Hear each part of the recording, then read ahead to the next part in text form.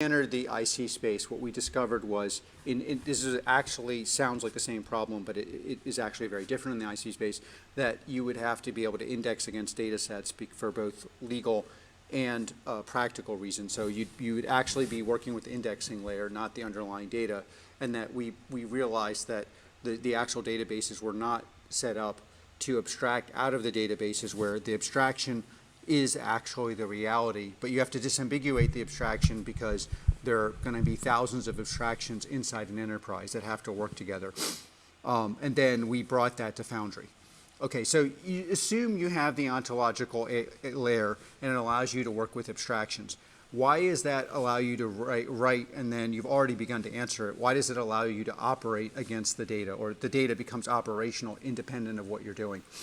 Yeah, so the key thing, I think, is that the ontology layer holds both the objects and the relations, but also it holds the actions as well. And by way of doing that, it not just captures how actions can cascade across other parts of the ontology, but also says, what are the mechanisms through which we could capture those rights, reconcile them, make sure they actually are approved, and then push them to other systems.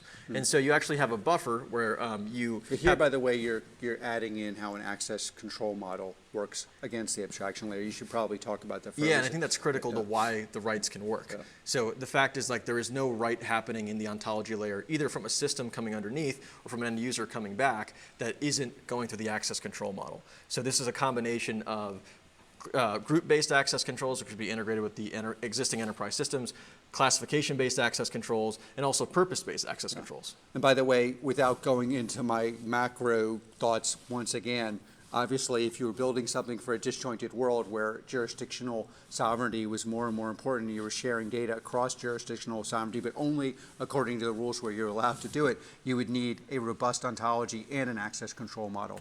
So he's talking about when you're living in a world where GDPR regulations are profound, you need a robust ontology to be able to actually be able to comply with those regulatory models and the access control model, which is the technical elements of how the data is actually interpreted, in order for that to be it makes sense with the sovereign jurisdictions that you're working with, like, you know, Germany and France, that have very robust regulatory models and frameworks around privacy, ethics, and data, versus something like the United States. So, like, this is sort of Karp imposing, like, hey, this is really hard to do by itself. And then on top of that, when you're working with countries that really want you to protect data at privacy at the highest levels, it's even harder. Any case, so that's the reason we spent a lot of time working on this. Okay, so let's move quickly to, or let's move to, okay, so you have here, we began in the early parts of our business understanding the limitations of the current, of the data storage, way in which data was stored in software. We moved from read to write to operational. You see this both in our government and in our commercial business. And the enormous impact it's having, and will of course have even more in the future. Why was this viewed as being antagonistic to IT? By the way, in government forever, although our business there is so big, that has kind of changed. And then there's kind of a caricature of Palantir that best software in the world. They do a lot of things we don't actually understand, but they seem to be very, very valuable, and someday we will understand them. But is there going to be an absorption of this? So you've seen it in among some of the largest companies in the world, and obviously that's growing, and American businesses like doubled from 50 to 100 to 200.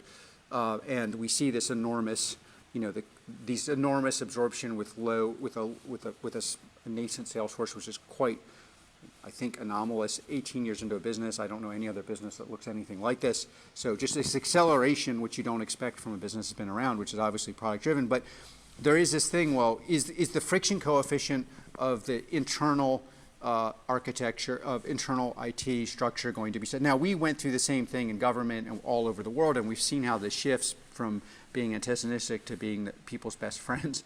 But what is it in the IT context that has shifted in the last say year, and how have we shifted also to accelerate that shift? Yeah. And how we're providing Palantir?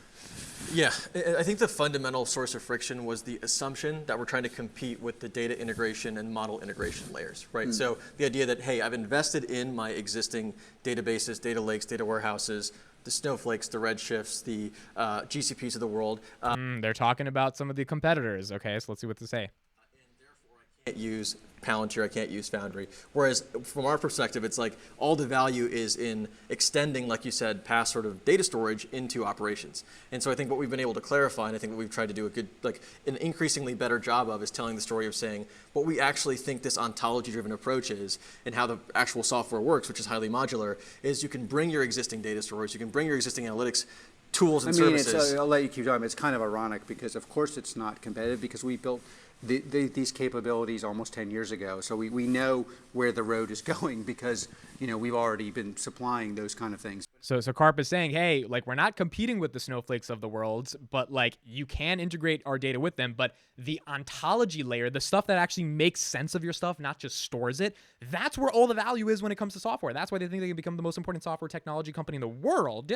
And they have no competition from that because they built that 10 years ago. Now, the question is, are you going to be able to convince clients, which is like the business sense of all this stuff, to actually be able to use your software, even if you have these existing data stores? And it seems like they're saying that is possible, even though, Foundry is not competing with these guys in any sense.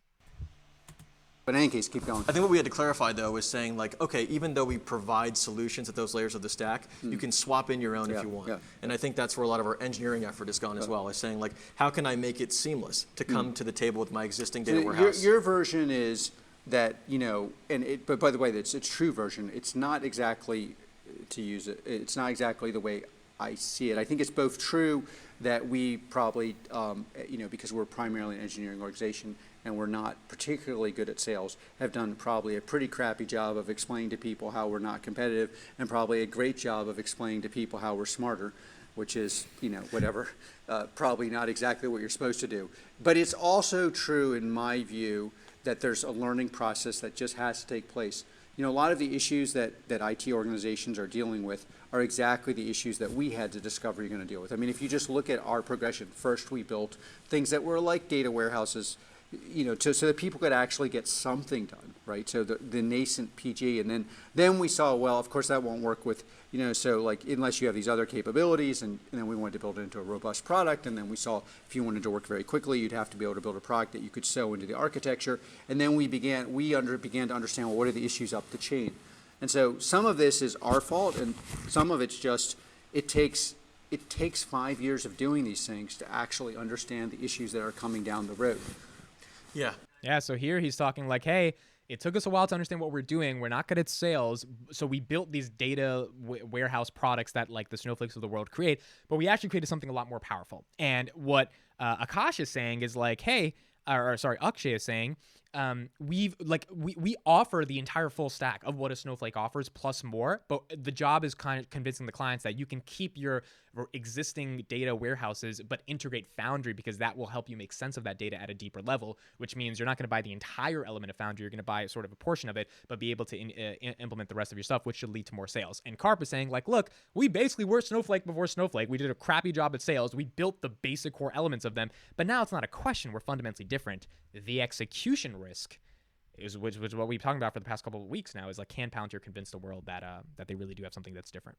I think that process has actually been underway with the whole cloud transformation too, right? So people have moved to the cloud and I think successfully ported over analytics workloads, right? So instead of kind of the data stores of yore and the MPP databases of yore, they're now using data warehouses, data lakes, and also analytics tools to do the BI and dashboarding stuff.